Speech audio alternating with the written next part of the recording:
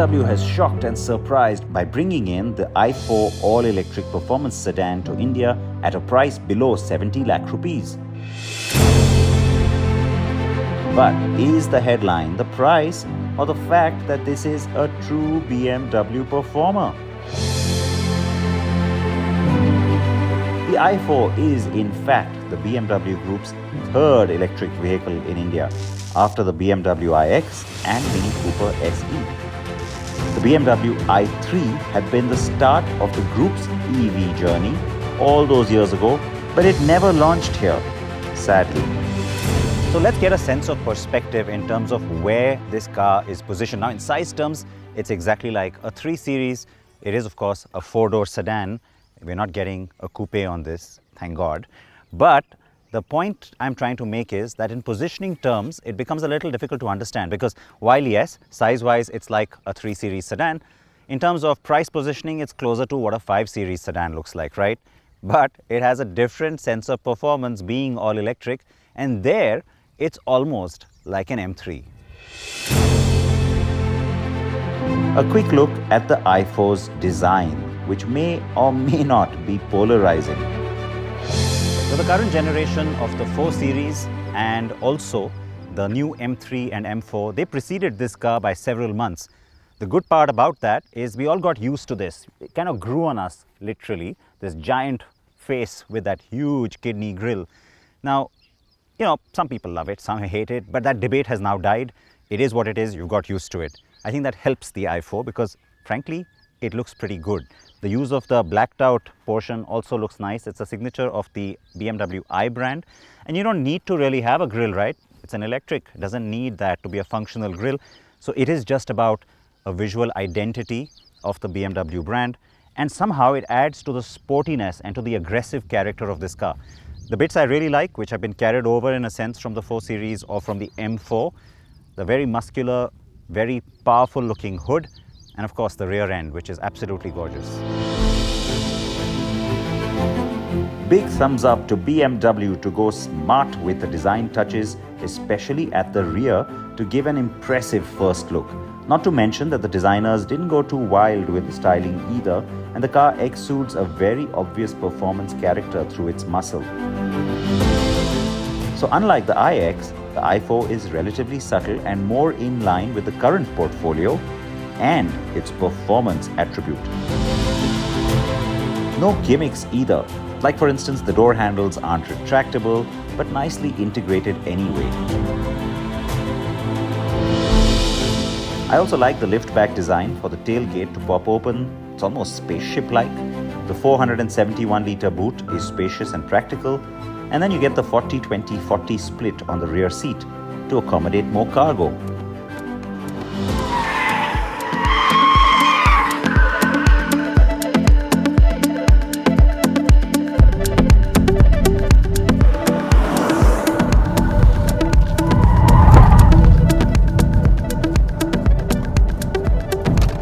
It's after a long time that I have this stupid grin on my face as I'm driving, because it's really surprising what the car will do dynamically.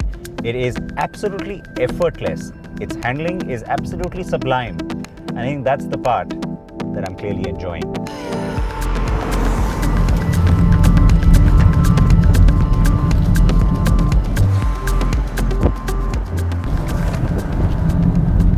So this car is fast, it's so quick, it's so responsive. The mind boggles with what could possibly come when the GmbH guys bring us their born electric models.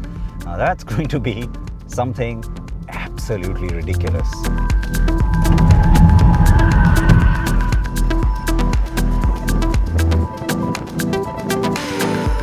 Now every BMW promises dynamic performance. So that's like at the core of its development, thank God.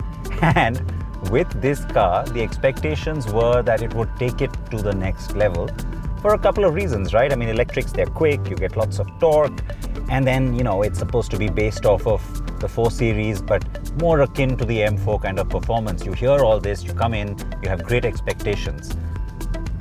The i4 beats those expectations and beats them by a mile.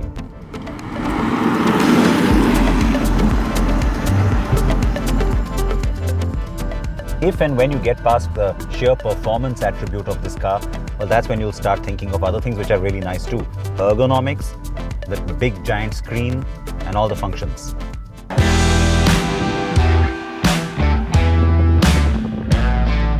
But as all low-slung sports sedans go, the i4 also has its Achilles heel. Well, sort of. In many places in our country, there isn't consistency when it comes to the size, shape, and type of speed breaker that you might have to go over. So that's where you do need to be a little bit careful, because there are certain bumps that will hit the bottom of the car. It's not dangerous per se, but it's still something to watch out for.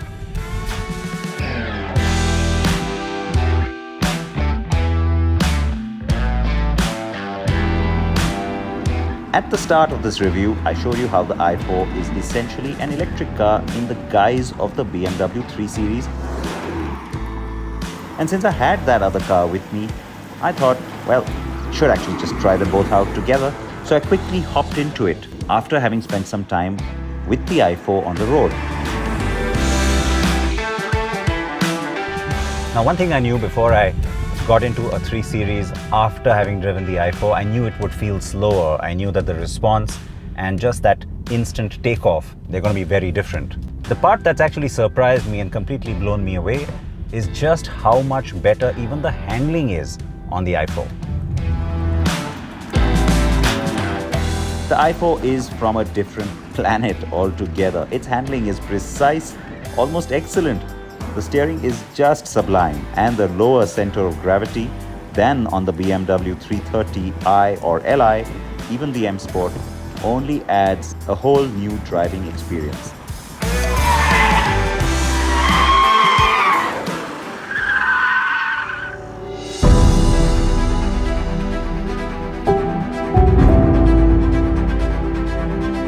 The longer roofline adds to the rear seat roominess, and I'll get to that part in a second, but the large proportions are not a deal breaker either, and the car gets a fairly generous wheelbase.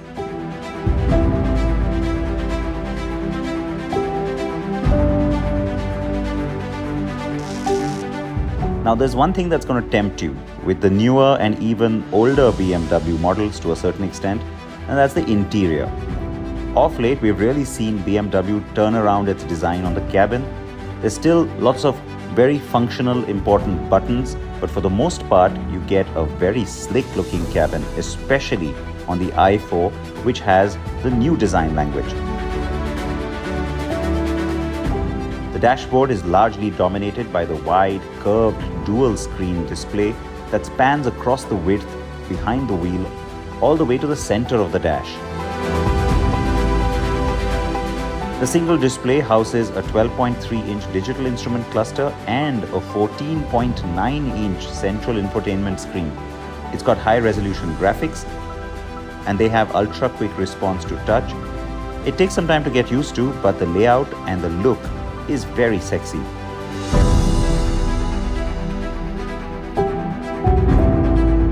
The 8th generation of BMW's operating system is packed with connected features. Wireless Apple CarPlay and Android Auto, also standard. The blue start button and blue circle surrounding the logo on the steering wheel, well, that's a nice little electric car and BMW i-brand touch. The generous use of synthetic and real leather upholstery options is available in a range of colors. Yes, more sustainable materials in the i4.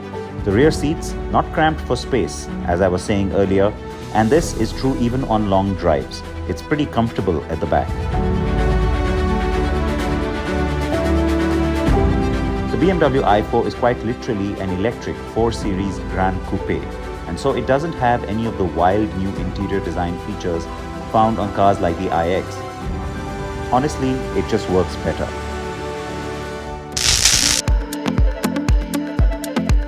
The i4 is proof that the sports sedan formula can easily be translated into the EV space. But the fact that the car is based on an ICE platform doesn't really get in its way, and yet maybe doesn't really explore the true potential of such a car. BMW has got all the right ingredients though. It's got the sexy low-slung silhouette, lots of BMW spice in terms of dynamics and performance, and sheer luxury. Overall, a good sticker price and a good electric sports sedan experience.